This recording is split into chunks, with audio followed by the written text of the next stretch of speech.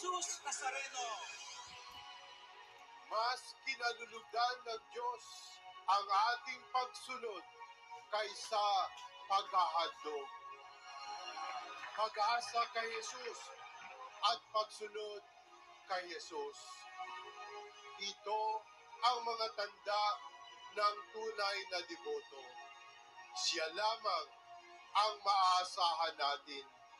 Siya ang lagi nating sundin.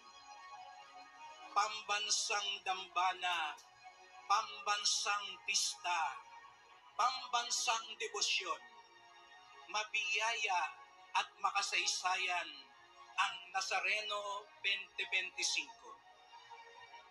Ang dambana ni Jesus Nazareno ay tahanan ng bawat Pilipino, tumatanggap ng deboto at nagsusugo ng disipulo, sumusunod sa kalooban ng Diyos na ipapakita niya si Jesus sa debosyon, traslasyon at misyon ng kanyang buhay.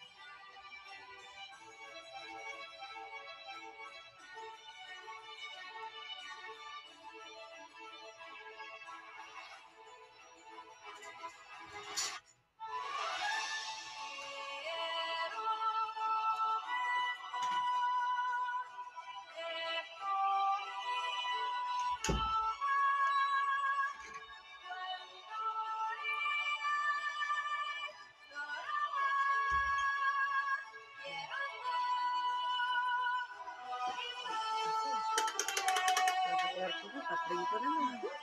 Ha? Ano naman na sa rin, eh? Teka.